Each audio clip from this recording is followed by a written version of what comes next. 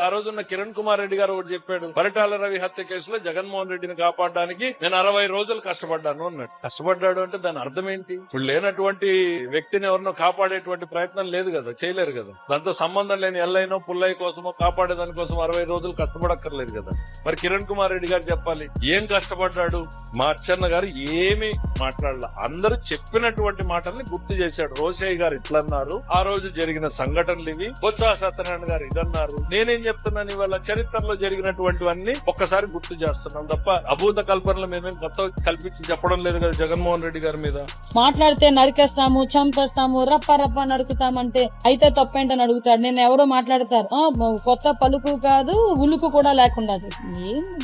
జనాలు ఏమైనా ఎర్రోళ్ళ చూపించారు. నువ్వు ఈ రోజు సినిమా చూపిస్తాను మాట్లాడుతున్నావు. ఆఖరికి 2024 ఎలక్షన్ లో నేను కాదు లేకపోతే ఇంకొక రాజకీయ నాయకుడు ఎవరు సినిమా చూపించలే, ప్రజలు సినిమా చూపించారు. 164 మెజార్టీతో బ్లాస్టర్ సినిమా నీకు చూపించారు. ఆ రోజు ఇంకా బుద్ధి రాక బయటకు వచ్చి చంద్రబాబు నాయుడు గారి వయసు గురించి మాట్లాడతావు, చంద్రబాబు నాయుడు గారు టెన్యూర్ మొత్తం పూర్తి చేయాలని మాట్లాడతావు. అంటే ఇతగాడి తాలూకా నైజాన్ని మనందరం కూడా తెలుసుకోవాల్సిన అవసరం ఉంది. తండ్రి అధికారాన్ని అడ్డం పెట్టుకుని ఒక ఆర్థిక ఉగ్రవాదిగా ఆ రోజు లక్షల కోట్ల రూపాయలు ఏ రకంగా అయితే ఆ రోజు ఆర్జించాడో, మళ్ళీ ఈ రోజు ఒక రాజకీయాల్లోకి వచ్చి మరి ఈవేళ ఒక ఉన్మాది మాదిరిగా ఈ రోజు చూస్తూ ఉంటే వినాశనం, విధ్వంసం ఒక ఎజెండాగా ఈ రోజు పార్టీ పెట్టుకునేటువంటి పరిస్థితుల్లో, గొడ్డలే ఒక జెండాగా పెట్టుకునేటువంటి పరిస్థితుల్లో, రక్త చరిత్రే ఒక రాజనీతిగా భావిస్తున్నటువంటి పరిస్థితుల్లో ఈ రోజు ఈ వైఎస్ఆర్సీపీ పార్టీ అనేది గొడ్డలి పార్టీగా ఈ రోజు పేరు మార్చుకున్నటువంటి పరిస్థితి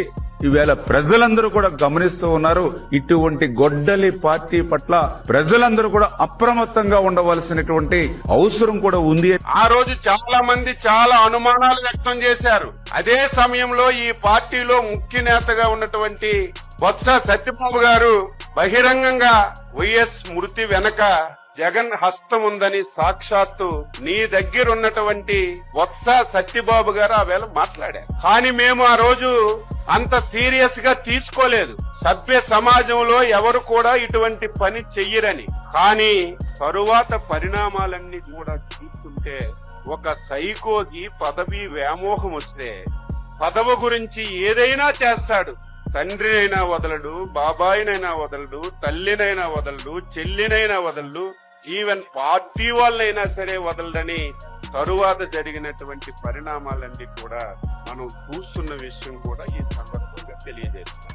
బొత్స సత్యనారాయణ గారు రావచ్చు, ధర్మాన ప్రసాద్ గారు రావచ్చు, మేము ఈ రోజు జగన్మోహన్ రెడ్డి మాట్లాడలే. మీ నాయకుడిని, మీరు అభిమానించిన నాయకుడిని, ఆయన ఏది చెప్తే తల ఊపిన నాయకులు మీరే సాక్షాత్ ఆ రోజు పీస్ అధ్యక్షుడిగా మీరున్నారు, ఒకరు రెవెన్యూ మంత్రిగా ధర్మాన ప్రసాద్ గారు ఉన్నారు. మీ ఇరువురే ఈ రోజు అద్భుతంగా మాట్లాడారు, వాస్తవాలు మాట్లాడారు మీ నాయకుడి మీద. ఆ రోజు మీరు కాంగ్రెస్ పార్టీలో ఉండి వారి నైజాన్ని మీరు వివరించారు. వారు ఏ రకంగా దోసుకోవడానికి పార్టీని పెట్టి ప్రభుత్వ అధికారాన్ని ఎలా సంపాదించుకోవాలని మీరు చెప్పారు మాటలు.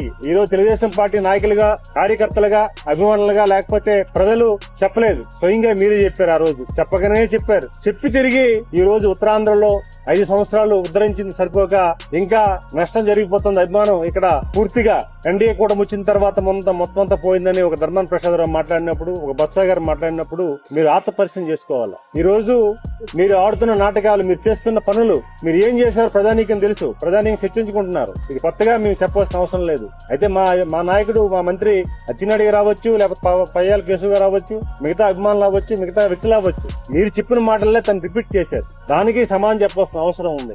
అందుకే ఈ రోజు ప్రజలందరూ కూడా ఈ రోజు మా తెలుగుదేశం పార్టీ కార్యాలయంలో ఈ రోజు ఆ ప్రదర్శన పెట్టారు. అది శాశ్వతంగా ఉంటది. ఎందుకంటే తెలియాలి, ప్రజలకి భావితరాలు తెలియాలి. ఇప్పుడు ఏదో కొత్తగా కొంతమంది చూసిన వాళ్ళకి ఏదో అన్యాయం జరిగిపోయింది అనుకుంటారు. ఒకసారి పాత హిస్టరీ మనం గాని చెప్పగలిగితే, చూపించగలిగితే అది ఫిట్ జరుగుతుంది, వాస్తవాలు కూడా తెలుస్తాయి. అది ప్రజలకు కూడా తెలుసు, కొంతమంది పిల్లలు తెలియకపోవచ్చు. అందుకే ఇదంతా కార్యక్రమం చేయడం జరిగింది. అంటే నీవు మాట్లాడిన మీ నాయకుడు ఈ రోజు రెచ్చిపోయి మాట్లాడుతున్నాడు, కానీ ఇది కరెక్ట్ కాదు. ఇది డెమోక్రసీలో ప్రజాస్వామ్యం అనే దానికి విలువలు తెలియనోడు మీరేంది మళ్ళీ వచ్చేది అధికారంలోకి? సంతకాల సేకరణ నేనైతే చేయలేదు.